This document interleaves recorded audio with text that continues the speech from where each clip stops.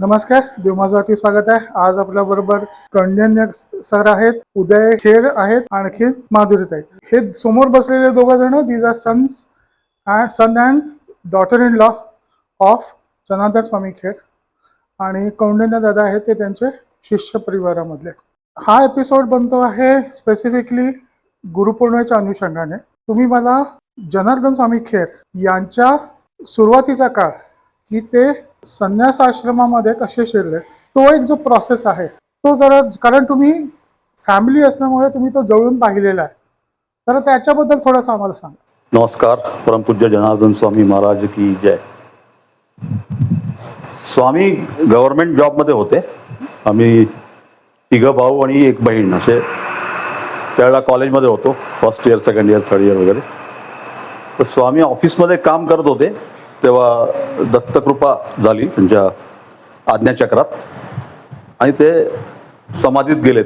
तिकडेच खुर्चीतच, ऑफिसच्या खुर्चीमध्ये. तर ऑफिसच्या लोकांनी त्यांना घरी आणलं आणि 7-8 दिवस ते असे समाधी अवस्थेत होते. आणि 7व्या-8व्या दिवशी उठले आणि त्यांनी राजीनामा दिला. असा हा जर्नी, म्हणजे आम्ही त्यांना आप्पा म्हणतो, आप्पा टू स्वामी. या पॉईंटला तो स्वामी म्हणून तो सुरू झाला की अक्कलकोट स्वामींनी सांगितलं, उठ, तुला आता मोठं कार्य करायचं आहे. सगळे वाट बघतायत, सगळे तुमचे शिष्यमंडळी, भक्तगण वगैरे. असं एका ठिकाणी बसून किंवा एका ठिकाणी हे करून चालणार नाही, कामाला लाग, असं अक्कलकोट स्वामींनी त्यांना आज्ञा दिली. आणि त्या आज्ञेप्रमाणे त्यांनी रिझाईन केलं. सगळे नातेवाईक जमले, त्यांना काळजी वाटली, nothing doing, this is from high command. अशा प्रकारे तो त्यांचा from this life to Swami life. पण मला सांगा, how was he before that? म्हणजे तुम्ही बालपणाच्या काही गोष्टी सांगा. हो, ते खूप म्हणजे मिक्सअप होते आमच्या ह्याच्यात, जॉवियल होते. ॲट द सेम टाइम त्यांचा फेमस यांना पण माहिती, म्हणजे वर्ड आहे त्यांचा, धोरण, डिसिप्लिन आणि तुम्ही तुमच्या पायावर उभा राहा, ही त्यांची बेसिक शिकवण होती. त्यामुळे ते आम्हाला नेहमी, म्हणजे आमचा अभ्यास घ्यायचे, पाढे घ्यायचे वगैरे. आणि आम्ही खाली खेळत असायचो तर आम्हाला ते दिसायचे सायकलवरनं ऑफिसमधनं येत आहे, तर आम्ही सगळेजण भाऊ बहीण वरती जाऊन हातपाय धुवून देवाजवळ. आणि आई पण मग त्यावेळेला आम्हाला जॉईन व्हायची आणि आई आम्हाला हे करायची, कलेक्टिव्ह प्रेयर संस्कृतमध्ये, की देवाचं म्हणायला सगळ्यांना घेऊन, म्हणजे भाऊ बहीण आणि माझ्या म्हणजे काकांची पण मुलं असायची. तर असं मोठा जॉईंट फॅमिली होती. तर ते तसे ते म्हणजे डिसिप्लिन म्हणा, संस्कार म्हणा, म्हणजे स्वामींनी, आप्पांनी पण दिले आणि आईनी पण दिले. ते इव्हन आमच्याकडे म्हणजे स्वयंपाकी यायचा तर त्यांची मजाक मस्ती करायचे. असं खूप जॉवियल नेचर होता, सगळ्यांचे मिक्स होऊन जायचे. नाही, मी आज करणार, मी बनवतो आज, असं याप्रमाणे त्याचं खूप इंटरेस्टेड होते लाईफमध्ये. आणि खूप एनर्जेटिक, आणि त्यांची ऊर्जा तर बोलायचीच नाही, ती स्वामींचीच म्हणजे कृपा आहे. मला सांगा ना की ते नाना महाराजांना कधी भेटले? ते उज्जैनला, म्हणजे त्यांची सासूरवाडी उज्जैनला, म्हणजे आमचं आजोळ उज्जैनला होतं. तर ते माझ्या आजींनी त्यांना नाना महाराज तराणेकरांकडे घेऊन गेले, की असं असं यांना होत आहे. म्हणजे त्यांची म्हणजे काय म्हणायचं त्याला, की क्रिया, हे सगळं त्यांना सांगितलं. कळलं नाना महाराज तराणेकर ते दत्त संप्रदायापैकीच आहेत. आणि तसं ते तिकडून सुरुवात झाली. ते त्यांचे गुरु झाले, म्हणजे नाना महाराज तराणेकर. ताई, तुम्ही लग्न होऊन फॅमिलीमध्ये आला, how was your first impression and how was your interaction with Swami? हो, म्हणजे मला आधी तर काही एवढी कल्पना नव्हती. फक्त सांगितलं होतं की ते मोठे स्वामी आहेत बरं का तुझे सासरे. मग मी म्हणजे आजूबाजूच्या लोकांचं बघून, जेव्हा म्हणजे आमच्या दाखवण्याच्या कार्यक्रमाला, तेव्हा तर अजून मी सून झालेली पण नव्हते, पण बाकीच्या लोकांनी पायावर डोकं ठेवून नमस्कार जसं स्वामींना करतो तसं मग मी केलं. पण एक गोष्ट जाणवली, म्हणजे की खूपच काय म्हणायचं, अट्रॅक्ट होऊ अशी त्यांची पर्सनॅलिटी होती. म्हणजे असं मला पण वाटलं की काहीतरी त्यांनी माझ्याशी बोलावं, मी त्यांच्याशी बोलावं. पण तेव्हा ते ऑब्व्हियसली खूप बिझी होते आणि हे नाही. पण त्याच्यानंतर मग लग्नानंतर तर खूपच म्हणजे till very late I was looking at him as म्हणजे माझे सासरे, आणि सासूबाई नव्हत्या म्हणजे सासू सासरे सगळे सासरमध्ये माझ्या जे कोणी माझे मोठे आहेत ते म्हणजे तेच असंच त्याच रोलमध्ये मी त्यांना बघत होते. म्हणजे कधी कधी आता असं वाटतं की ती काय मी चूक केली की काय माहित नाही, कारण की तेव्हा जरा स्वामी म्हणून त्यांच्याकडनं काहीतरी शिकायला पाहिजे होतं, पण त्याच्यापेक्षा मी खूप एन्जॉय केलं त्यांच्याबरोबर. ते मला, कारण ऑब्व्हियसली ते बडोदा म्हणजे गुजराती पद्धतीचं वेगळं होतं. आईकडे मी फार काही केलेलाच नव्हता कधी स्वयंपाक, पण जो असेल तो सगळा महाराष्ट्रीयन पद्धतीचा. चिरण्याची पद्धत मला, मी माझ्या मोठ्या जावेकडे भाजी, म्हणजे त्या तेव्हा नाशिकलाच होत्या मोठ्या दीर जाऊ, भाजी चिरलेली मी ते बघून सुद्धा आप्पा म्हणायचे की आज धाकट्या सुनबाईंनी चिरलेली दिसते भाजी, म्हणजे त्यांना एवढा तो फरक. मी म्हणायचे तुम्हाला कसं कळतं आप्पा, तुम्हाला कसं कळतं आप्पा? हा, एवढं खूप बारीक लक्ष असायचं. म्हणजे त्यांनी मग मला त्यांच्या पद्धतीचं इकडे कसं लागतं तो स्वयंपाक शिकवला. आणि उभे राहायचे असेल माझ्या शेजारी तिथे उभं राहून, मग मला म्हणायचे टाक टाक ती मोहरी अशी फोडणी नीट छान कर, एवढीशी नको टाकू मोहरी, टाक. मग म्हणून मी नेक्स्ट टाइम टाकताना खूप टाकून दिली. अगं मला काही जाळून पोट मारायचंय का तुला? म्हटलं का आप्पा असं का? म्हणजे मी एक स्त्री असून मला एवढं माहित नव्हतं तेव्हा की मोहरीने जास्त टाकली तर उष्णता होईल वगैरे. ते त्यांनी मला सांगितलं किती मोहरी टाकते, मला पोटात आग पडेल, असं सगळं ते. आणि मग बडोद्याला पण हे सगळेजण म्हणजे आम्ही सगळेजण जमायचो दिवाळीला वगैरे, तेव्हा तेव्हा त्यांना डायबिटीस झाला होता. मग म्हणजे पण गोडाची चव तर लागतेच त्या लोकांना. पोह्यांमध्ये साखर नाही टाकायची, पण मग ते एवढे असं ते मनुके आणि हे सगळं घेऊन छान त्याला ती गोड खूप म्हणजे त्यांच्याकडे ट्रिक्स पण खूप होत्या. आणि मग मी ते सुरतला आमच्याकडे आले तेव्हा मी म्हंटल की भरताची वांगी छान येत आहेत आप्पा, तर पण कसं करणार भरीत तुमच्यासाठी, कारण तुम्ही तर कांदा खात नाही. तर ते म्हणे तुला कोणी सांगितलं फक्त कांदा टाकूनच भरीत होतं, ये मी तुला दाखवतो कांदा न टाकता कसं भरीत करतात. मग ते त्यांनी मला शिकवलं. असे खूप त्यांचे म्हणजे हो ते तर आहेच, पण आणि ते कांदा लसूण खायचे नाहीत म्हणजे. मग आणि आपल्याकडे तर असतं जनरली ना कांदा. मग ते आले की मला सुरुवातीला काही माहिती नव्हतं, मी एकदम घाबरून मग ते शेजारच्यांकडे असे त्यांच्या देखतच घेऊन चालले होते. ते बसलेच होते तिथे, म्हणजे काय करते म्हटलं, घाबरत सांगितलं असं यांच्या भाजीला लागतो कांदा वगैरे. म्हणजे घाबरू नकोस एवढी, असं काही नाही, मला चालत नाही तुम्ही, पण मी असताना आपला एकत्र स्वयंपाक असतो त्यामुळे नको, पण तुम्ही खाल्लं तर माझी काही हरकत नाही. म्हटलं मी शेजारच्यांकडे ठेवून देत होते, म्हणजे काही नको, राहू देत घरात. तो असे म्हणजे खूप प्रेमळ तर खूपच होते म्हणजे. आणि ह्या सगळ्या अनुभवातनं म्हणजे मला कळत गेलं की त्यांची म्हणजे मेन हेच ना, की आता घरात आलेल्या सुनेला कितीही वेगळे तिचे संस्कार असतील तरी त्यांनी कसं सांभाळून घेतलं. म्हणजे ते तर एवढे मोठे होते त्या वेळेला, स्वामी पदावर पोहोचले होते, पण मला कधीच असं काही म्हणजे जाणवलं पण नाही की मी एका एवढ्या मोठ्या व्यक्तीबरोबर किंवा एकटे सासरे आहेत, सासूबाई नाही आहेत, त्यांच्याशी डील करते, अजिबात नाही. जे मनात येईल ते त्यांच्याशी बोलून. आणि मग आमचा मुलगा लहान होतो तेव्हा आम्ही अगदी कौतुकाने त्याला दर महिन्याला ठरवलं, म्हणजे मी 1 वर्षाचा होईपर्यंत दर महिन्याला टॉईज घ्यायची त्याला. आणि मग ते काहीतरी 5-6 महिन्याचा वगैरे असताना आले असतील आमच्याकडे, तर मग मी दाखवलंय अप्पा हे पा, आम्ही दर महिन्याला त्याला टॉईज घेतो. बघितलं वगैरे त्यांनी. आणि पण कशासाठी हा फाजील खर्च, मग एकदम मला जाणवलं की अरे काहीतरी आपण चुकीचं करतोय. असे म्हणजे शिकवण पण त्यांची त्याच्यातनच अशी घडत गेली की साध्या साध्या गोष्टींमधनं ते एक असं सांगत गेले, शिकवत गेले.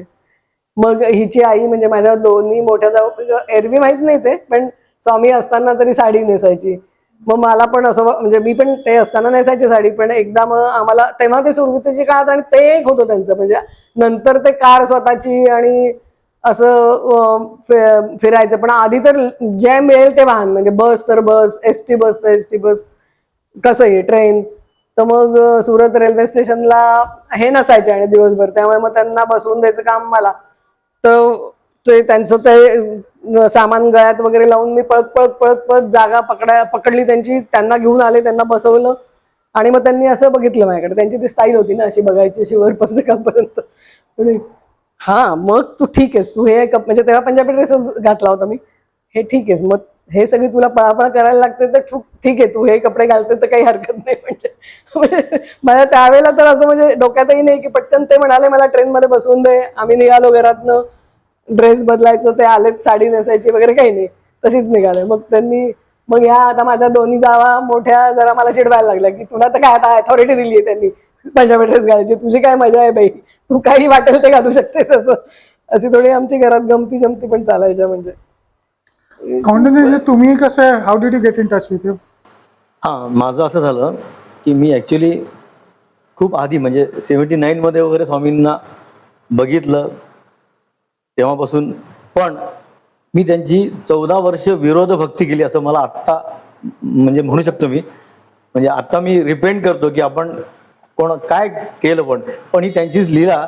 कारण की मी त्यांच्या अक्षरशः मी त्यांच्या परीक्षा घेतल्यासारखं असं वागलो त्यांच्याशी. मी 79 पासून जरी असलो तरी मी अनुग्रहाचं तर नाव घेतलंच नाही. पण काय हे यांचे पाय काय सगळे लोक दाबत बसले आहेत असे, आणि प्रत्येक ठिकाणी घरी जातात लोकांच्या, मग का बरं हे असं, ते मला सगळं नवीन होतं. आणि समथिंग असं वाटत होतं की अरे हे कसं काय बाबा.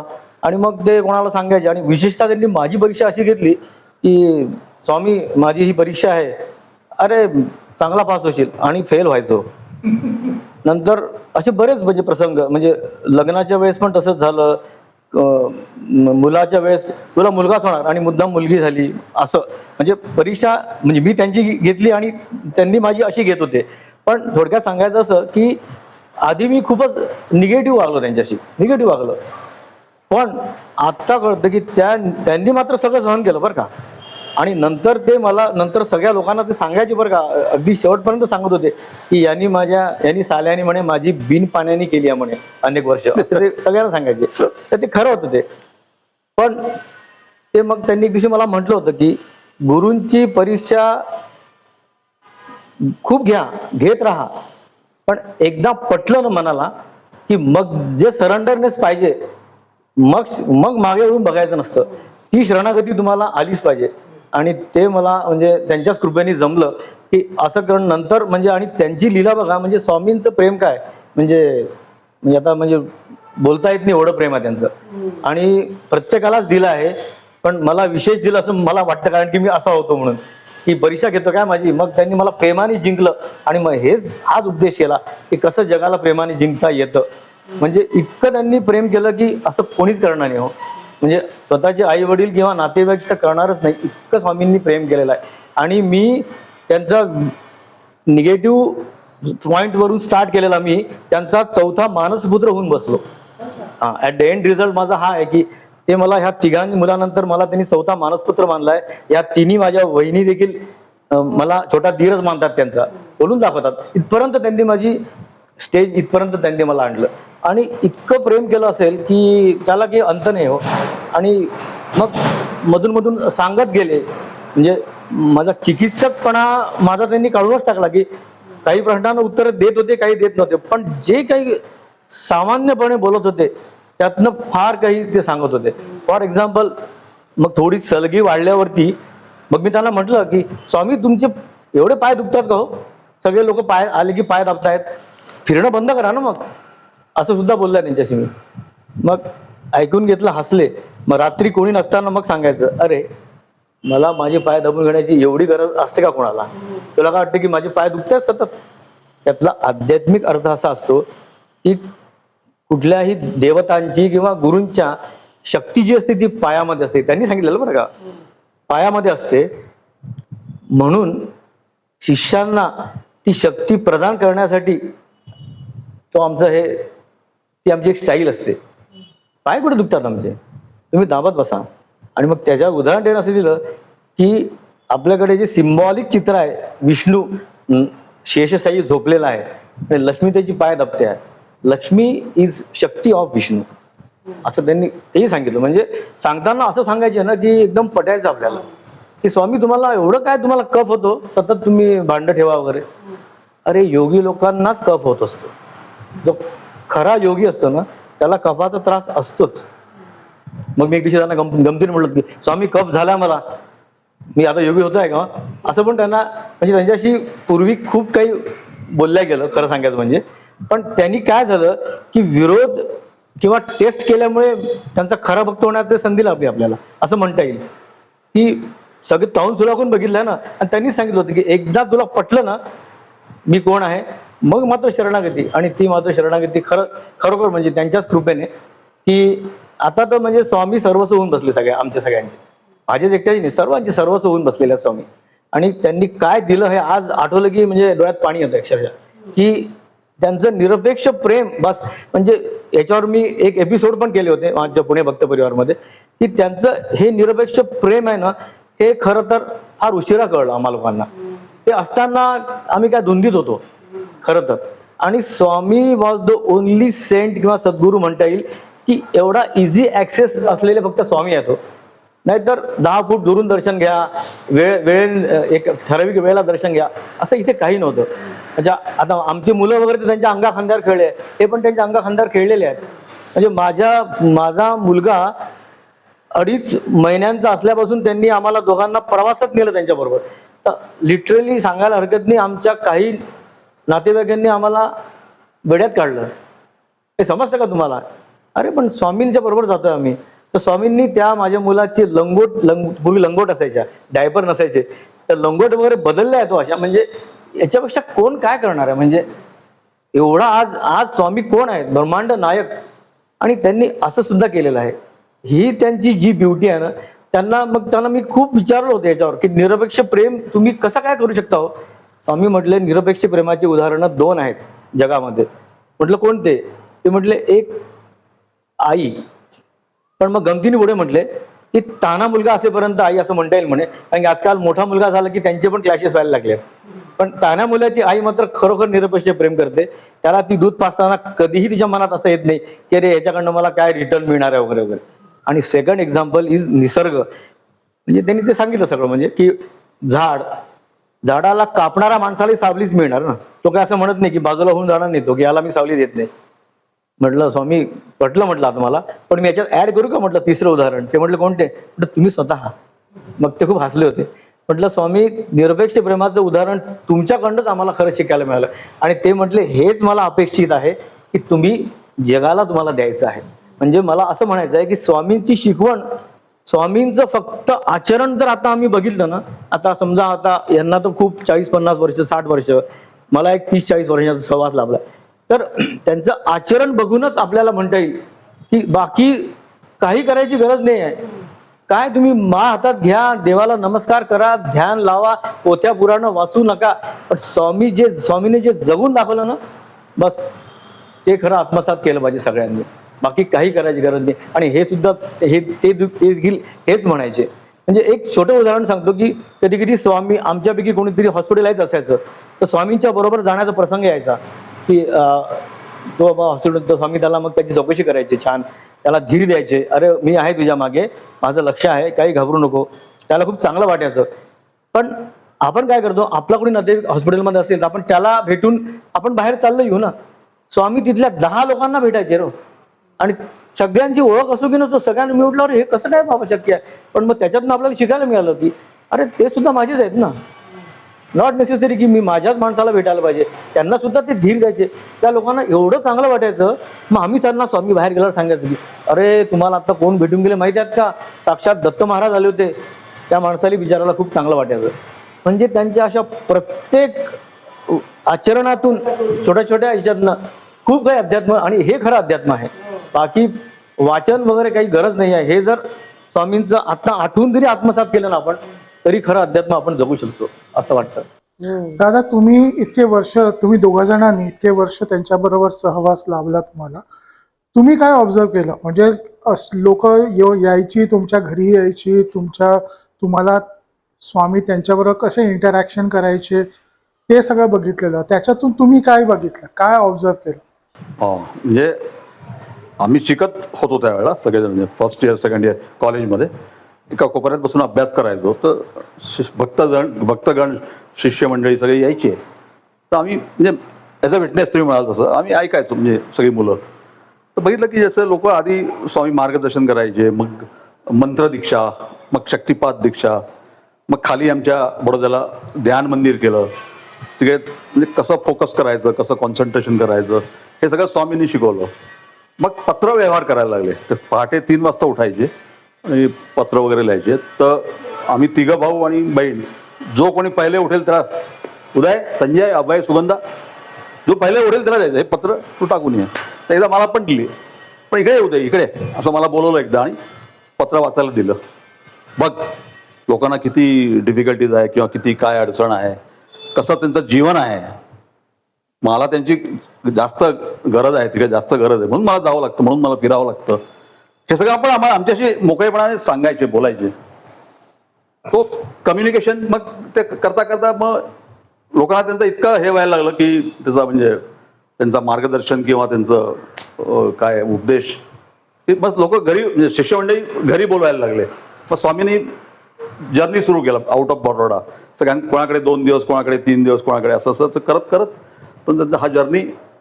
आणि ज्यांच्या घरी जायचे ते स्वामी येती घरा तोची दिवाळी दसरा असंच म्हणजे वातावरण असायचं. आणि मुख्य त्यांनी त्यांचं सगळ्यांचं म्हणजे मनोबळ वाढवलं. आणि माझं ऑब्झर्वेशन होतं की असं नव्हतं कधी की या व्यक्तीला या टाइम टू या टाइम अपॉइंटमेंट दिलेली आहे. नाही. तुम्ही जा तिकडे बसा हो, आणि अगदी. तुम्हाला जसं कित्येकदा काय करायचं माहितीये, कोणाला भेटायचं नसेल ना, मी ऑब्झर्व केलेलं, मुद्दाहून डोळे बंद करून पडून राहायचे. ते बसा तुम्ही समोर, हो. आता तुमची मी परीक्षा बघतो. हो. म्हणजे पाठीमागून I was not involved in any of this की ते काय मंत्र दीक्षा वगैरे, मी नाही. मी पाठीमागून आई वडिलांनी सांगितले जाऊन पाया पडला.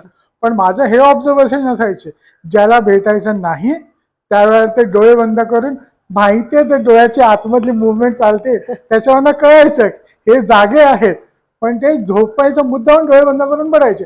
आता बोला काय बोलणार तुम्ही, किती पेशन्स आहे तुम्हाला समोर बसण्यामध्ये. कारण लोकांचं कसं असतं की माझा आत्ताच्या आत्ता प्रॉब्लेम सॉल्व्ह करून द्या, मी त्याच्यासाठी आलोय. जसं की मी तुमच्यावरती उपकार करायला आलेलो आहे की मी तुमच्याकडनं तुमचा बघा मी तुमच्या जप करतो किंवा तुमच्या मी बाहेर गुणगान करणार, तुम्ही माझ्या ह्याच्यासाठी तुम्ही माझं काम केलं पाहिजे. He is not liable for any of this things. तर ही माझं एक ऑब्झर्वेशन होता त्यांच्याबद्दल. मला एक सांगा ताई की how did you see to all this, कारण घरात लोक येणं, इतकी सारी लोक येणं आणि कंटिन्युअस, म्हणजे फ्रँकली सांगायचं झालं सगळ्यांसाठी चहा बनवायचे म्हणजे अक्षरशः कंबरनं मोडणार, इतक्या वेळात इतकी लोक यायची त्यावेळेला. व्हॉट वॉज युअर ऑब्झर्वेशन, तुम्ही ह्या गोष्टीकडे कशा बघितलं? हो, म्हणजे सुरुवातीला असं वाटायचं की एवढं सगळं आपल्याच्याने मॅनेज होईल. आणि मेनली मला असं वाटतं आम्ही आधी जिथे चेन्नई वगैरे तिकडे लिमिटेड होते लोक येणारे, तरी पण होतेच म्हणजे. पण इथे पुण्यात आल्यावर जास्त झालं. मला सुरुवातीला वाटायचं, पण हेच आता हे राजश्री वगैरे म्हणजे यांची बायको येता यायचे हेल्पला. आणि मुख्य म्हणजे त्यांचा जो स्वभाव होता हसून खेळून वगैरे, त्याच्याने ते खूप आनंदाचं वातावरण निर्माण करायचे. म्हणजे रात्र कितीही उशीर झाला तरी असं वाटायचं नाही की आता झोपावं, अजून बसतोय त्यांच्याजवळ. कारण आम्हाला घरच्यांना तर ऍज यू सेड लोक सगळे गेल्यानंतरच वेळ मिळायचा बसायला. तर मग असं वाटायचं की अजून बसायला पाहिजे थोडा वेळ. मग कोणीतरी म्हणायचं नाही आता झोपू दे जरा स्वामींना, कारण ते स्वतःहून तर सुरुवात म्हणजे जोपर्यंत त्यांची तब्येत चांगली होती तोपर्यंत कधीच असं म्हणणारच नाही की आता मी झोपतो किंवा काय. त्यामुळे ते बसून राहायचे.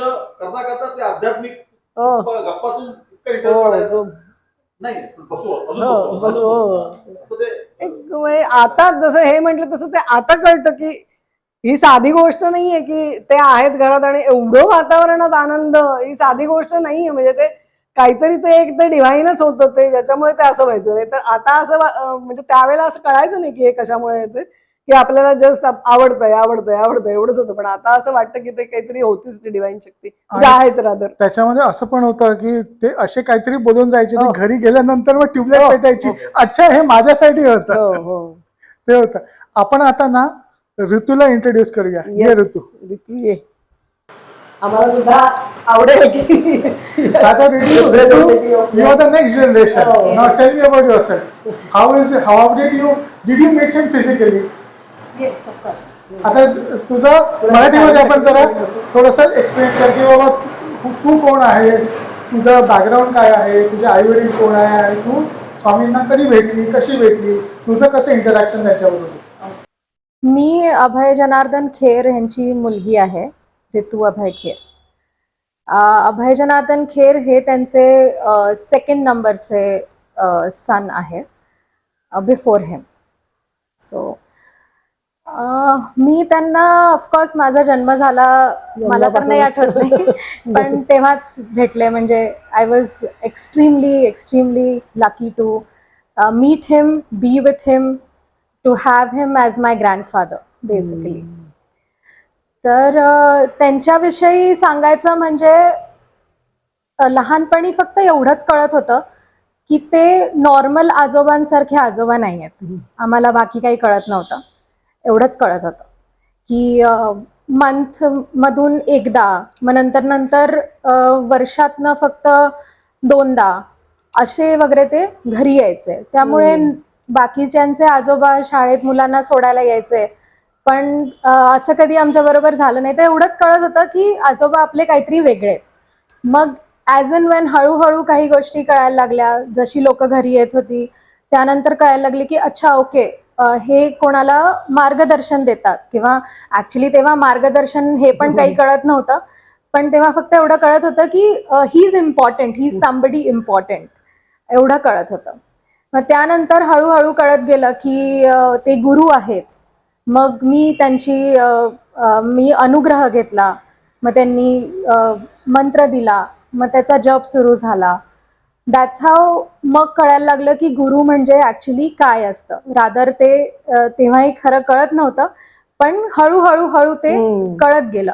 रादर तेच आम्हाला त्यांच्या वागणुकीतून बोलण्यातून ते शिकवत होते. इतक्या बारीक सारीक गोष्टी, म्हणजे लहान मुलांना ज्या गोष्टी गरजेच्या असतात त्या सुद्धा त्या वागणुकीतून ते आम्हाला शिकवत होते. टाकरखेडा आणि स्वामींचा संबंध असा जोडता येईल की अहमदाबादला स्वामींचे एक जुने शिष्य होते. त्यांचं एक घर टाकरखेड्याला होतं. म्हणजे आता सध्या जी आश्रमात कीर्तीबेन म्हणून काम बघतात त्यांचे वडील, तर त्यांनी आग्रह केला की एकदा तुम्ही टाकरखेड्याला या. तर टाकरखेड्याला स्वामी आले, एक गेले. हा झाला एक पार्ट. पण दुसरा पार्ट असा की टाकरखेड्याला एक बुवा महाराज म्हणून एक संत होऊन गेले, आणि त्यांनी एक आत्ता जे दत्त मंदिर आपण बघतो ते दत्त मंदिर तिथे होतं. तेवढंच दत्त मंदिर होतं, बाकी सगळं अशा मातीच्या 1-2 रूम्स होत्या. आणि त्या बुवा महाराजांनी, ते शंकर भक्त होते, त्यांनी एका लहान मुलाला त्यांच्या जवळ बाळगलं होतं आणि त्याला शिष्य केलं होतं त्यांनी. त्यांचं नाव भिका महाराज. तो लहानाचा मोठा तिथेच झाला. नंतर काय झालं की नाना महाराज, म्हणजे हे स्वामींनी सांगितलेलं आहे, म्हणजे आता याला आय विटनेस नाही म्हणता येत, पण हे स्वामींनी सांगितलेली गोष्ट सांगतो की नाना महाराजांनी स्वामींना असं सांगितलं, दृष्टांत देऊन किंवा प्रत्यक्ष दर्शन देऊन पण शक्य आहे. म्हणजे असं त्यावेळेस आम्ही असं गमतीने ऐकलं होतं एक वाक्य की नाना महाराज, दत्त महाराज आणि स्वामींची मीटिंग झाली, असं एक गमतीने ऐकलं होतं आम्ही एक वाक्य. मला अजून आठवतं ते, की त्या मीटिंगमध्ये नाना महाराज म्हटले की अरे माझा दत्त टाकरखेडा नावाच्या एका गावाला दुर्लक्षित असा आहे, तू त्याचा जीर्णोद्धार कर. मग तेव्हा टाकरखेडा कुठे इथपासून तयारी, फक्त एवढं ऐकून होतं की ते यांचं गाव आहे वगैरे. मग स्वामींनी टाकरखेड्याला येणं स्वामींचं वाढलं. मग ते भिका महाराज सुद्धा दर्शनाला येत गेले, आणि एनी हाऊ भिका महाराज स्वामींच्याकडे आकृष्ट झाले, कारण की otherwise he was chief there त्या मंदिरात. आणि मग अशा पुढे हे डेव्हलपमेंट झाल्या. मग भिका महाराजांना विश्वास बसला की स्वामी ही खरोखर विभूती आहेत. आणि मग स्वामींनी त्यांना असंच, मी आत्ता जे म्हटलं की प्रेमाने जिंकलं त्यांना, आणि त्यांना सांगितलं की हे दत्त मंदिर मला तू देशील का. तर ते तयार झाले. कदाचित असे ऐकलं की ते कदाचित एकदा म्हटले होते भिका महाराज की मलाही माझ्या गुरूंचा आदेश झाला की अरे यांना द्यायचं आहे आपल्याला दत्त मंदिर. अदरवाईज त्यांनी ऐकलं नसतं कदाचित. तर त्यांचे बुवा महाराज त्यांचे गुरु, त्यांना तसा पण दृष्टांत झाला असं तेच एकदा बोलले होते. आणि अशा तऱ्हेने प्रॉपर स्वामींनी कागदोपत्री म्हणजे काय म्हणतात त्याला, कायदेशीररित्या ते मंदिर आणि ती थोडीफार जागा स्वामींनी आपल्या नावावर केली. आणि मग तिथे श्री प्रभू दत्त मंदिर असा बरेच बोर्ड होता, श्री प्रभू दत्त मंदिर मालक श्री जनार्दन स्वामी खेर. पण हे करताना भिका महाराज म्हटले की मला मात्र इथेच राहावं लागणार आहे. स्वामी म्हटले अरे काळजी करू नको. स्वामींनी त्यांना एक रूम बांधून दिली, तू इथेच राहशील, तुझा पूर्ण खर्च मी करणार, तू फक्त दत्ताची पूजा तू नेहमीप्रमाणे करतोय तसं करायचं. आणि I was in bank of Maharashtra. तर स्वामींनी माझ्याच बँकेत, आणि मी जिथे जिथे माझी बदली होती तिथे तिथे मी ती FD घेऊन फिरायचो, तिथे ट्रान्सफर करत होतो मी. तर त्यांच्या नावाने आणि स्वामींनी जॉईंट नावाने त्या काळात FD केली होती त्याच्या इंटरेस्टवर त्या भिका महाराजांचं दर महिन्याला भरण पोषण स्वामी करत होते. इतकं त्यांनी बारकाईने स्वामींनी त्याची काळजी घेतली. खूप परफेक्ट Perfect होते. एकीकडे ते असे हात निंबूड होते पण ते अजिबात एक चूक नसायची त्यांची. नसायची. कोणी काढू शकत नाही म्हणजे असं. आणि मग स्वामींनी ते डेव्हलप केलं. मग ते मंदिर आत्ता आपल्याला जो गाभारा दिसतोय तेवढंच ओरिजिनल मंदिर आहे. मग स्वामींनी ते दत्त मंदिराचा तो भाग बांधला. त्याच्यामध्ये गिल म्हणून जे बेंगलोरचे आमचे शिष्य आहेत स्वामींचे, त्यांच्या मार्गदर्शनाखाली ते बांधल्या गेलं. आणि मग हळूहळू इकडच्या म्हणजे मातीच्या खोल्या पाडून टाकल्या, मग अजून बांधल्या. म्हणजे अगदी पहिली दत्त जयंती जर विचार केला तर फक्त दत्ताचं मंदिर असे उघड्यावरती पंक्ती बसलेल्या मला आठवतं अजून त्यावेळेस. आणि आज मग नंतर समाधी मंदिर तर मग फारच मोठी गोष्ट आहे.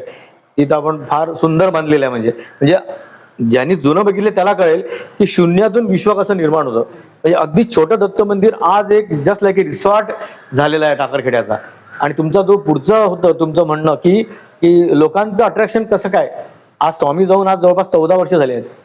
पण कसं आहे की मी परत त्याच मुद्द्यावर मी येतो, कारण की स्वामींचं प्रेम, बस स्वामींनी प्रेमाने जे लोकांना जिंकून घेतलेलं आहे ना सगळ्या भक्तांना, मग भक्त स्वामींनी प्रेम अक्षरशः निरपेक्ष प्रेम हेच त्याला नाव देता येईल. म्हणजे इंग्लिश मधला त्याला वर्ड अनकंडिशनल लव्ह आहे तो देखील फिका पडतोय. हे निरपेक्षच प्रेम आहे. कारण की भक्त असो की शिष्य असो की नसो, भक्त असो की नसो, अरे रस्त्यावरच्या माणसाला देखील स्वामींनी तेवढंच प्रेम केलेलं आहे जेवढं स्वतःच्या मुलाला आणि शिष्याला केलेलं आहे. त्यामुळे तिथे भेदभाव नव्हताच. त्यामुळे ह्या प्रेमापोटी सगळेजण असे बांधले गेलेले आहेत टाकरखेड्याला. म्हणजे स्वामी जेव्हा असायची तेव्हा तर काय, स्वामी ज्या घरी जातील त्या घरात यात्रा असायची, सगळे लोक. आणि कसं सगळीकडे सगळ्यांना मुभा होती ना, कोणी कोणाकडे या प्रश्नच नाही, रात्री थांबा सकाळी केव्हाही या वगैरे असं असं चालू असायचं त्यावेळेस. आणि टाकरखेडा मात्र स्वामींनी निर्माण केलेला तो आश्रम आहे. आणि एक थोडी अजून एक त्यातला एक बारीक एक सेंटिमेंटल पार्ट असा आहे की स्वामी तिथे गेल्यावरती त्यांना अग्निसंस्कार वगैरे शक्तीस्थळ आपण जे त्याला म्हणतो आज, ते पण एक अटॅचमेंट आहे आम्हा सगळ्या लोकांना. त्यामुळे तिथे कसं सगळ्या लोकांचं तिथे अटॅचमेंट आहे. आणि ते अटॅचमेंट फॉर एव्हर राहणार आहे. कारण की स्वामींचंच वाक्य आहे की टाकरखेडा एक दिवशी गाणगापूर होणार आहे. आणि हे दिसतं आपल्याला. तर थोडं मी आता ऍड करू का? जसं हे म्हणाले ना की तुम्ही पण प्रश्न विचारला की हा दुवा कसा कनेक्टेड राहतो. जसं हे म्हणाले की प्रेम, बॉन्डिंग, अटॅचमेंट हे तर फंडामेंटल आहे. पण त्याला मी जरा इलॅबोरेट करतो की जेव्हा स्वामींनी हा जर्नी सुरू केला म्हणजे सगुणमधून निर्गुणमध्ये, तर आम्ही तर विटनेस होतो. तर नेहमी म्हणायचे शिष्यांना मला दीक्षा हवी आहे. लग्न झालंय नाही झालंय, आई वडिलांची परमिशन घेऊन ये. लग्न झालंय बायकोची परमिशन. म्हणजे त्यांचं फंडामेंटल शिकवण काय होती की प्रपंच आणि परमार्थ ते गो हँड इन हँड.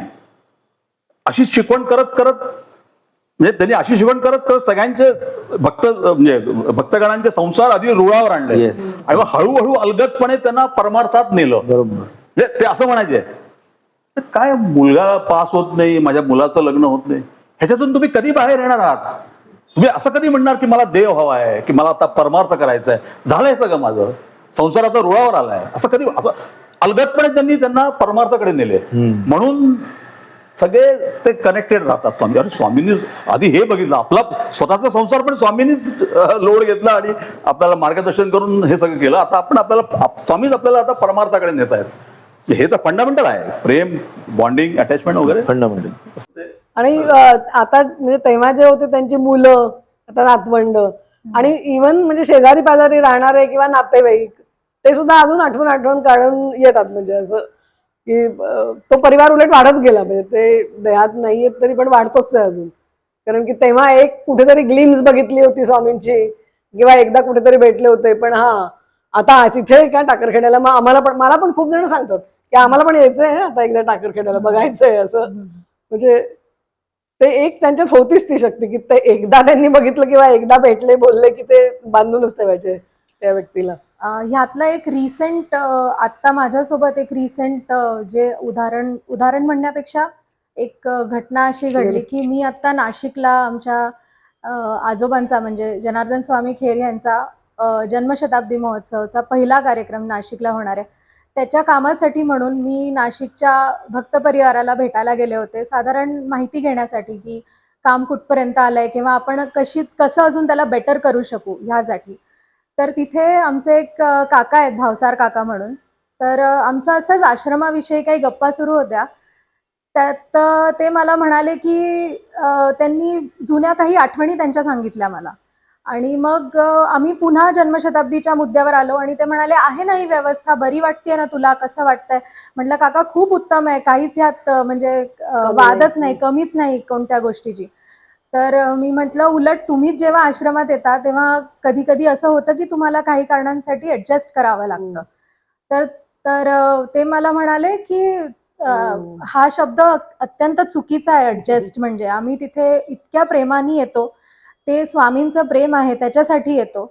आणि ऍडजस्ट रादर स्वामी आमच्यासाठी करत होते. जेव्हा ते आमच्या घरी यायचे तेव्हा ते कितीतरी गोष्टींसाठी ऍडजस्ट करत होते, वेगवेगळ्या. म्हणजे ते छोट्याशा घरात सुद्धा राहिलेले आहेत आणि मोठ्या घरात. आणि त्यांची त्यावेळेस छोट्या घरात राहण्याची पण पद्धत आणि मोठ्या घरात राहण्याची पण पद्धत ही सेम होती, त्यात काही वेगळं नव्हतं. सो ते भावसार काका मला तेच सांगत होते की ऍडजस्ट तर त्यांनी आमच्यासाठी केलं आहे. त्यामुळे आश्रमात आम्ही येतो आणि तिथे राहतो. आम्हाला असं वाटतं की आम्ही खूप जास्त जवळ आलोय स्वामींच्या. तर खूप हे जण माझा म्हणतात खूप की आम्हाला recent, तिथे नुसती पडायला जागा मिळाली तरी हो, खूप आहे, बाकी yes. काही सोयी सुविधा नकोत आम्हाला, असे पण बरेच आहेत. आणखी एक ब्युटी सांगतो की आता हा विषय निघालाय म्हणून स्वामींनी स्वतःच त्यांचं एक अपिअरन्स असा ठेवला होता की कोणाला जर माहीत नसेल तर काही कळायचं नाही ते कोण आहे. Mixing type. म्हणजे अगदी सामान्यपणे आपल्या घरी येणं, सामान्यपणे जेवणे, गोळ्या घेणे शुगरच्या वगैरे, हे आज कळत आहे की त्यांना गोळ्यांची काही गरज नव्हती, काही गरज नव्हती. पण ते आपल्यासारखेच गोळ्या घ्यायचे, आपल्यासारखे जेवायचे, भूक लागली म्हणायचे, भूक नाही लागली असेही म्हणायचे, झोपायचे, आपल्यासारखीच आंघोळ, आपल्यासारखेच कपडे नेसणं, त्यांचं सगळं ते सिस्टमॅटिक होतं. मात्र धोतर नेसणं वगैरे अगदी सिस्टमॅटिक, अगदी त्या मिरा वगैरे कशाच पडल्या पाहिजे वगैरे हे सुद्धा त्यांनी शिकवलं बरं सगळ्यांना. तर हे जे आपलेपणा होता ना, यांनी अजून लोक अट्रॅक्ट झाले की अरे हे तर आपल्यातलेच आहेत. आता अदरवाईज असं होत नाही जनरली, की काहीतरी समथिंग वेगळं वाटतं की बाबा एक थोडं अंतर वाटतं. इथे अंतर नव्हतंच, इथे ते आपल्यातलेच वाटायचे. याचं एक तुम्हाला एक सुंदर उदाहरण सांगतो की खूप जुनी गोष्ट असेल, आम्ही कशासाठी जळगावला वगैरे तेव्हा मी असेल तर एकदा जळगावला स्वामी घरी म्हणजे असं असं म्हणता येईल कदाचित की अशी 24 तासातली एकही वेळ मला वाटत नाही की त्यावेळेस स्वामी घरी आलेले नाही आहेत त्या काळात. म्हणजे विशेषतः ही अगदी रात्री 12 वाजता, रात्री 2 वाजता, सकाळी 5 वाजता, दुपारी 4 वाजता केव्हाही. तर एकदा काय झालं की मी आणि माझी मिसेस बाहेर गेलो असेल आणि स्वामी नेहमीप्रमाणे अचानक ते यायचेच, आले, घराला कुलूप. तर त्यांना माहिती होतं की या घराची चावी घर मालकांकडे वरती ठेवली असते म्हणून, हे त्यांना माहित होतं. ते वरती गेलेत आणि चावी द्या म्हटले तर मालकांना वाटलं की हे यांच्या आजोबा आहेत, मुलांच्या आजोबा आहेत, ते नेहमी येतात. त्यांनी चावी देऊन टाकली. स्वामींनी दार उघडलं, घर उघडलं आणि चहा केला आणि सोफ्यावर बसले होते. आम्ही जेव्हा बाहेरनं आलो तेव्हा अरे घर उघडं कसं काय, म्हणजे शॉकात बसला. चोर आला का? हा, म्हणजे घर उघडं कसं, म्हणजे शक्यच नाही घर उघडणं. आणि मग जातो तो स्वामी सोफ्यावर बसून अशा त्यांची ती टिपिकल हसरी मुद्रा. आणि अरे बापरे काय वाटलं तेव्हा, म्हणजे चांगलंही वाटलं आणि वाईटही वाटलं. आणि म्हटलं काय त्यात काय, मी वरती जाऊन किल्ली घेतली आणि त्यांनी मला चावी दिली म्हणे. म्हटलं अरे हो ना, काय म्हणजे कमालच. आणि मग स्वामी आता चहा केला, चहा माझा झाला, तूच घे, उलट तुझ्याकरता ठेवलेला आहे. असं त्यांचं जे आपलेपणा होता ना, म्हणजे कसलं, म्हणजे स्वामी तिन्ही जगाचे होते ते, म्हणजे त्रिभुवनाचे स्वामी, पण आपल्यासाठी अगदी आपले आजोबा. ही त्यातली ब्युटी आहे खरं सांगायचं. खूप कनेक्टेड राहायचे. काही कोणाला समजा चहा दिला शिष्याला, अरे थांब काय त्यात साखर आहे का, नाही त्याला साखर लागत नाही, बिन साखरेचा दे त्याला. म्हणजे इतकं त्यांना प्रत्येकाबद्दल पण Yes. माहिती असायची, म्हणून ते लोक कनेक्टेड असायचे. हो. ह्याच्यावरनं मला एक गोष्ट आठवली की मी लहान असताना माझं हे काम होतं की आई जे स्वयंपाकघरातनं बनवते, म्हणजे स्वयंपाक करते किंवा नाश्ता वगैरे काही पण असेल, ते बाहेर नेऊन देणं लोकांना, हे माझं काम होतं. सो मग तेव्हा आजोबा मला सांगायचे, हे त्याला चालत नाही, हे ह्याला चालत नाही, हे त्याला देऊ नको. आणि म्हटलं ओके फाईन. तेव्हा तर म्हणजे हे एवढं पण कळत नव्हतं की त्यांचं एवढं बारीक लक्ष आहे की मी चिवडा आणि वडी नेते तर त्याच्यातली वडी काढून घे, असं ते मला काही काही जणांसाठी सांगायचं. So, आणि अजून एक आठवतंय मला, एका दिवाळीला आम्ही अशा ते बडोद्याला ती पद्धत होती ना की 4 कप्प्यांची प्लेट, हो, हो, त्याच्यात हो. फराळ असे नेऊन दिले काही, म्हणजे असे ठेवले मध्ये. आम्हाला बोलवून घेतलं त्यांनी, आपल्या घरी प्लेट्स नाहीयेत, आणि त्यांची ती बोलायची स्टाईल अशी होती, आपल्या घरी प्लेट्स नाहीयेत. म्हटलं नाही अप्पा आहेत की. मग हे काय आहे ते न्या, व्यवस्थित सगळ्यांना भरून हो. प्रत्येकाला सेपरेट प्लेट द्या. हो, अगदी बारीक लक्ष असायचं त्यांचं. म्हणजे आई किचन मध्ये कोणती वस्तू कुठे ठेवते हो ते ह्याचा सुद्धा एक नियम होता. नियम म्हणण्यापेक्षा रादर एक शिस्त होती की हे असं असलं पाहिजे, ही वस्तू इकडे असली पाहिजे, ही जागा आणि ह्याची ते आहे. नाही पहाटे उठून ते हो, तुला ते आठवतंय का डब्बे नाही माहिती वगैरे, नाही. हां, पहाटे ते उठून check करायचे. चेक करायचे. चेक करायचे की वर्षांनी सगळं नीट ठेवलंय ना जागेवर. चित्रा म्हणायचं ते खरं तर तिला, पण चित्राने ठेवलंय ना सगळं नीट जागेवर, ते चेक करायचे. आणि मग सगळेच म्हणजे धान्याचे डबे असो, पापडाचे असो, लोणची असो, सगळं सगळं ते चेक करायचे. आणि आईला कधी सांगावं लागलं नाही की एखादी वस्तू घरात कमी पडतीये किंवा काय. म्हणजे साध्या एखाद्या कपबशीच्या सेट पासनं सुद्धा ते मोठ्या घरातल्या अप्लायन्सेस पर्यंत सगळं ते लक्ष द्यायचं. इतकं बारीक त्यांचं लक्ष असायचं घराकडे. आणि ते तर म्हणजे सतत घराच्या बाहेर असून सुद्धा हो कित्येक वेळा असं झालेलं आहे की आई बाबा घरी, आता आमचा खूप जुना फ्रीज होता, तर आई बाबा बोलत होते एक दिवशी की आपल्याला नवीन फ्रीज घ्यायला लागेल वगैरे आता. तर नेक्स्ट डे, अगदी नेक्स्ट डेच आजोबांचा फोन आला. आय डोंट नो ते कोणत्या सिटीमध्ये होते, तिकडनं फोन आला आणि म्हणाले की घेऊन टाका मग फ्रीज, त्याच्यासाठी चर्चा काय करायची. म्हणजे इतकं म्हणजे ते नसून सुद्धा असायचे आणि ते अजूनही आहेत, ह्यात तर काही वादच हो नाही. ते तर आहेच. गोईंग बॅक टू कसं म्हटलं ना मी की परमार्थाकडे कसं वळवलं होतं की स्वामींच्या ह्यांना माहिती आहे म्हणजे की लेक्चर असायचे, त्यांच्या कॅसेट काढलेल्या असायच्या, म्हणजे मोठे मोठे उत्सव व्हायचे. तर स्वामी जेव्हा तेव्हा म्हणजे डिवाईन डिस्कोर्स द्यायचे तेव्हा असं आकाशवाणी आल्यासारखं ते पटपट पटपट असं बोलायचे. त्यांनी हायर स्टडीज फक्त केलं होतं, काही ग्रॅज्युएशन केलं नव्हतं, पण कुठलीही पुस्तकं वाचली नव्हती, काही नव्हती. मग सगळे शिष्य म्हणजे यायचे, स्वामी तुम्ही त्याशी बोललो होतं पाहिजे या पुस्तकात आहे. म्हणजे स्वामी जे बोलतील त्या पुस्तकात असायचं, पुस्तकाचा अभ्यास स्वामीने केलेला नव्हता. जेव्हा तो परमार्थाकडे पण म्हणजे त्याप्रमाणे तसे ते ओढ किंवा दुवा तसा तो कनेक्ट झाला तो असा. आम्ही सगळेजण खूप भाग्यवान आहोत की आमच्या हयातीत स्वामींचा जन्मशताब्दी सोहळा येऊ घातलेला आहे. स्वामींचा जन्म हा ज्येष्ठ वद्य नवमी, ज्येष्ठ कृष्ण नवमीला झालेला आहे 1927. तर या वर्षी ची ज्येष्ठ वद्य नवमी 9 जुलैला येते आहे. तिथपासून त्या डेटपासून जन्मशताब्दी वर्ष सुरू होणार आहे. आणि आम्ही सगळ्यांनी असं ठरवलं की स्वामींची जन्मशताब्दी म्हणजे 100 वर्षाचे स्वामी होणार आहेत पुढच्या वर्षी, पण एक दिवसाचा कार्यक्रम न करता पूर्ण अख्खं जन्मशताब्दी वर्ष आम्ही साजरं करण्याचं सगळ्या भक्तांनी मिळून ठरवलेलं आहे. आणि यासाठी आम्ही असं ठरवलं की स्वामींनी 8 गावांना वार्षिक कार्यक्रम दिलेले आहेत. ते वसईला गणेश जयंती, नाशिकला महाशिवरात्री, पुण्याला गुरुप्रतिपदा, बेंगलोरला 23 जून, आणखी संभाजीनगरला स्वामी समर्थांची पुण्यतिथी, नागपूरला स्वामी समर्थांचा प्रकट दिन, असे 8 कार्यक्रम स्वामींनी दिलेले आहेत. तर आम्ही ते 8 ठिकाणी त्या त्या कार्यक्रमात जन्मशताब्दी निमित्त एक विशेष भव्य दिव्य कार्यक्रम करण्याचं आम्ही ठरवलेलं आहे. मग आता हे झाले 8 महिने.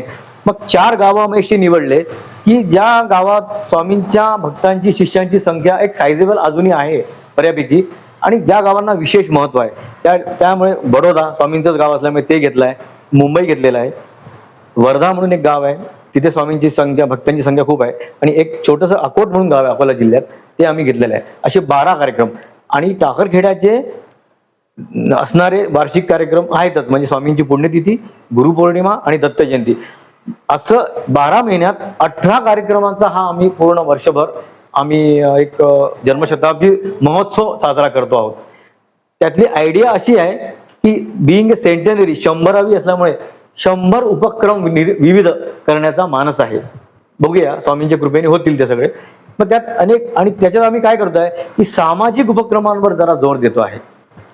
आम्ही यात असं बघतोय की आपल्या स्वामींच्या परिवाराला तर स्वामी माहिती आहेतच, पण अदर दॅन स्वामी परिवार देखील स्वामींच्या कार्याची माहिती, त्यांची शिकवण जावी म्हणून आम्ही काय करतोय की काही कार्यक्रम असे ठेवले आहेत की नामांकित कीर्तनकार आहेत, नामांकित गायक आहेत, नामांकित प्रवचनकार आहेत, त्यांचे ठेवलेले आहेत, म्हणजे so that other people can come. आमचे लोक तर येणारच आहेत आणि विविध संतांचे त्याला पाय लागावेत म्हणून नाशिकला जो ओपनिंग कार्यक्रम होत आहे त्याला बाबा महाराज तराणकर येत आहेत, अमरावतीला अंजनगाव सुरजी मठाचे जितेंद्रनाथ महाराज येत आहेत, एका ठिकाणी करवीर पीठाचे शंकराचार्य येत आहेत. म्हणजे ते आले की नॅचरली इतर लोकांसुद्धा येतील आणि स्वामींच्या कार्याची माहिती होईल. आणि हा कार्यक्रम आम्ही फक्त भारतात नसून म्हणजे अमेरिकेत, ऑस्ट्रेलियामध्ये स्वामींचे शिष्य आहेत, भक्त आहेत, त्यांना पण सांगतोय की तिथे तिथे त्यांना जे जे शक्य आहे तिथे करायचं. म्हणजे थोडक्यात वर्षभर स्वामींचा जन्मशताब्दी उत्सव रोज काही ना काही होणार आहे, रोज काहीतरी होणार आहे, इतका छान साजरा करायचा आहे. आणि स्वामींचं मूळ आश्रम आहे आदिवासी एरियामध्ये, म्हणून एक टॅगलाईन पण आम्ही तयार केली आहे की हा कार्यक्रम ट्रायबल टू ग्लोबल असा आम्ही करण्याचा विचार करतो आहोत. तर अशा रीतीने हा 9 जुलैला नाशिकला कार्यक्रम होतो आहे. त्याबद्दल ऋतू तू सांग. 9 आणि 10 जुलै 2026 ह्या 2 दिवशी जनार्दन स्वामी खेर यांचा जन्मशताब्दी महोत्सवाचा शुभारंभाचा कार्यक्रम होणार आहे. त्या 2 दिवसात आपण बरेच सगळे उपक्रम नाशिकला राबवणार आहोत. त्यातील महत्त्वाचे म्हणजे गुरुपूजन तर नक्की आहेतच, पण जसं काका मगाशी म्हणाले तसं आपण बाबा महाराज तराणेकर यांना आपण तेव्हा बोलावलं आहे, ते येणार आहेत, त्यांचे पाय आपल्या ह्याला लागणार आहेत जन्मशताब्दी महोत्सवाला.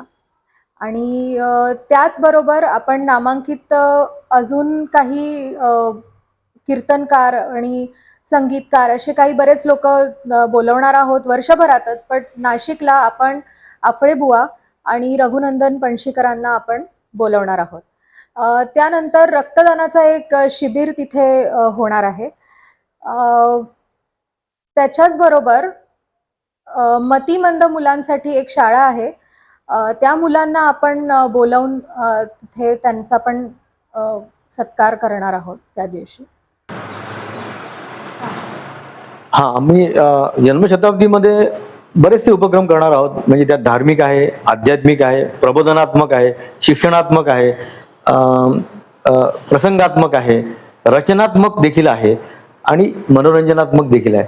मनोरंजन म्हणजे कसं की स्वामींच्या अनुषंगाने एखादी प्रश्नमंजुषा, स्वामींच्या अनुषंगाने एखादं भक्तिसंगीत किंवा शास्त्रीय नृत्य, शास्त्रीय गायन, प्रबोधनात्मकमध्ये व्हेरियस वेगवेगळ्या विषयांवरचे स्पीचेस, विशेषतः यूथ, म्हणजे ह्या कार्यक्रमात यूथकडे आम्ही थोडं जास्त लक्ष देणार आहोत.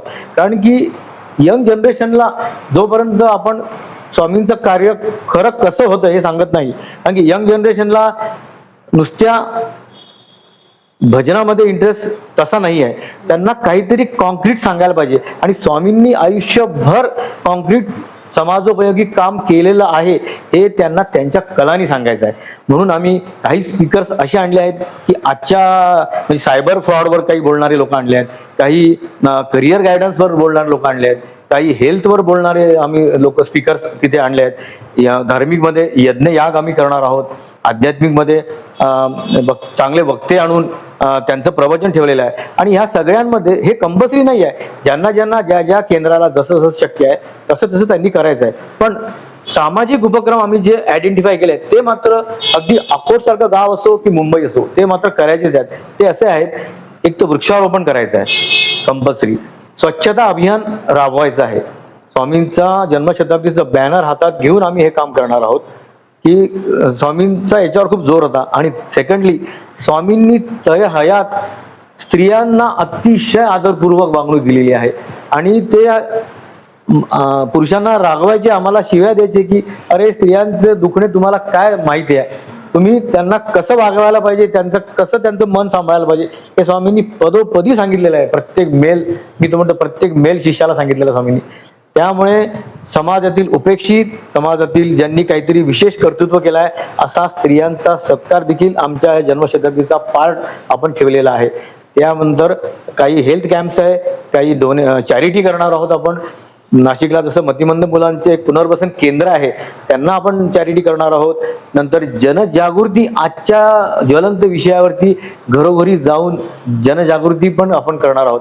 म्हणजे स्वामींचं सामाजिक कार्य हे कसं स्वामींनी केलं, जसं मी तुम्हाला मगाशी उदाहरण दिलं की हॉस्पिटलमध्ये भेटायला गेल्यावर स्वामी कसं इतर सगळ्यांचे होऊन जायचे, हे कुठेतरी आपल्यामध्ये पण यायला पाहिजे. हे लोकांना कळायला पाहिजे, इतरांना कळायला पाहिजे, विशेषतः यंग जनरेशनना कळायला पाहिजे.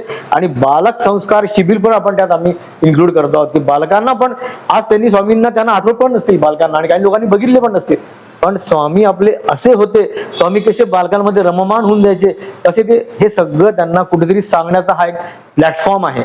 आणि जसं म्हटलं की सेवा, म्हणून आम्ही याला सेवा, हा जन्मशताब्दी महोत्सव आहे, पण on the other part it is a सेवा. आणि प्रत्येकाला याच्यात काही ना काही सेवा करायची आहे, असंच आमचा उद्देश आहे. इव्हेंट आहे, जल्लोष करायचा आहे, धमाल करायची आहे, प्रश्नच नाही, भक्तीची धमाल आहे ही, पण सेवेचा अंतर्भाव याच्यात. सगळ्यांनी ह्या इव्हेंटकडे सेवा भाव म्हणून बघायचा आहे. मग कोणाचा खारीचा वाटा असेल किंवा कोणाचा सिंहाचा असेल, पण अगदी बालकपासून 90 इयर्स ओल्ड सगळ्यांची याच्यात सेवा असणार आहे. हा आमचा याच्या मागे उद्देश आहे जन्मशताब्दीच्या मागे. स्वामींची शिकवण जे थ्रू आध्यात्मिक, सांस्कृतिक, सामाजिक, चॅरिटी, हे आमच्या जनरेशनला सगळ्यांना माहिती आहे, पण त्याचा विस्तार कसा करायचा, ते कसं न्यू जनरेशनला आता legacy we to pass on, तर तो ऑब्जेक्टिव्ह घेऊन आम्ही हा मोठा दिव्य भव्य जन्मोत्सव आम्ही करतोय. एवढंच. मी तुम्हाला मुद्दामून काही गोष्टी विचारल्या नाही, पण म्हणजे आता स्वामींची शिकवण काय मी मुद्दाम विचारलं नाही, कारण मला हवं की ज्यांना आता ही थोडीशी माहिती कळली, स्टार्ट एक्सप्लोरिंग. स्वामींचे खूप व्हिडिओज युट्यूबवरती आहेत, त्यांच्या आवाजातले त्यांचे काढलेले व्हिडिओज आहेत, ते कृपया बघावं. त्याच्यातून समजा की स्वामींचं शिकवण काय होती, आणि त्याच्यानंतर ह्या परिवाराशी जुडा. डिस्क्रिप्शनमध्ये मी कोणाचे तरी नंबर देईन, कौंडिन्य सरांचे नंबर किंवा तुमचा नंबर देईन, की ज्यांना कोणाला व्हॉट्सअप ग्रुप जॉईन करायचा आहे, ज्यांना कोणाला ह्या उपक्रमासाठी देणगी द्यायची आहे, त्यांनी ह्या खालच्या डिस्क्रिप्शनमध्ये दिलेल्या नंबर्सवरती कृपया कॉन्टॅक्ट करावा. तुम्ही आम्हाला 4 जणांनी आज आम्हाला वेळ दिला, त्याबद्दल खूप खूप धन्यवाद.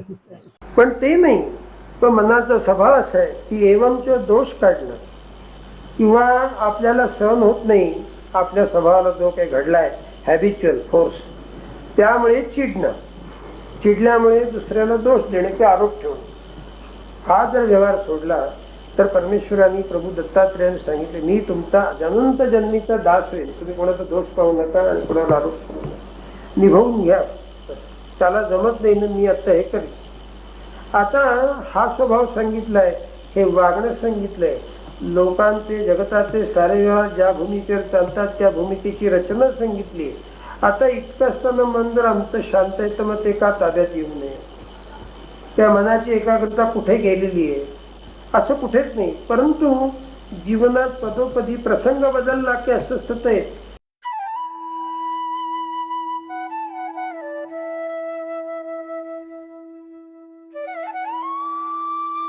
अध्यात्मावर अशीच माहिती मिळवण्यासाठी देव माझा चॅनलला सबस्क्राईब करा